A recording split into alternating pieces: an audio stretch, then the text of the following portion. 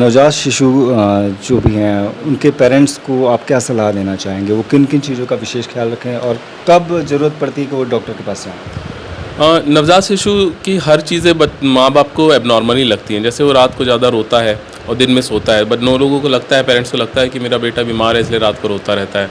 उनके स्टूल के पैटर्न अलग होते हैं नॉर्मल बच्चों से, जैसे कि वो उनका स्टूल का फ्रीक्वेंसी कभी ज़्यादा होता है, 5 से 10 या 15 तक भी होता है, और कभी-कभी बहुत कम होता है, 4 दिन में 1 बार भी पॉटी करते हैं। उन नवजात शिशु को तीसरे चौथे दिन पीलिया होता है, किसी को ज़्यादा किसी को कम, जिसको फिजियोलॉजिकल जॉन्डिस कहते हैं। और ये सारी चीज़ें माँ बाप नहीं समझ पाते, उनको लगता है हमारा बच्चा बीमार है और वो डॉक्टर के पास बार बार चले जाते हैं और बेमतलब की दवाइयाँ लेते हैं। तो नवजात शिशु के बारे में बहुत सारी चीज़ें हैं जो हम लोग अभी यहाँ पे थोड़ा कभी-कभी गलती हो जाती है लोगों से। घरेलू नुस्खे का प्रयोग बहुत पेरेंट्स करते हैं,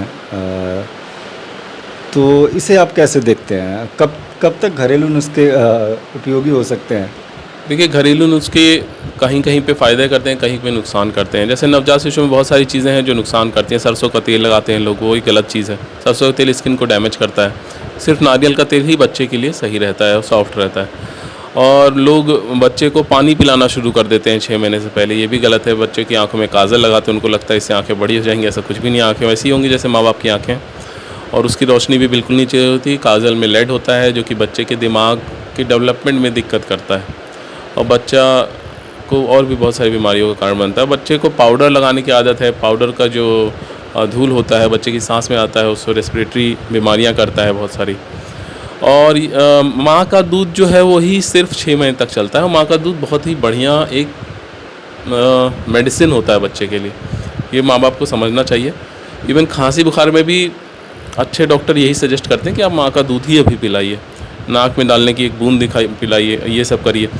और खांसी की जो सिरप है वो 6 महीने से पहले, क्या भारत सरकार तो कहती है कि 2 साल से पहले भी नहीं देना है किसी बच्चे को, लेकिन पेरेंट्स इंसिस्ट करते हैं कि हमें कफ सिरप लिख दीजिए, बच्चे को खांसी है। तो ये सब चीज़ें उनको नहीं समझ में आती, लेकिन ये सब चीज़ें बच्चों के लिए ठीक नहीं है। इसमें घरेलू नुस्खा जैसे कि शहद वगैरह ये सब दे सकते हैं, लेकिन साल भर से पहले शहद भी देने से दिक्कत हो सकता है, बॉटुलिज्म नाम का दिक्कत हो सकता है। खांसी वगैरह के लिए पीडियाट्रिक्स बच्चे को साल भर के बाद आप शहद वाले आयुर्वेदिक सिरप वगैरह दे सकते हैं। वो सब सेफ़ रहता है, उनमें सेडेटिव्स कम रहते हैं, उनमें केमिकल्स कम रहते हैं।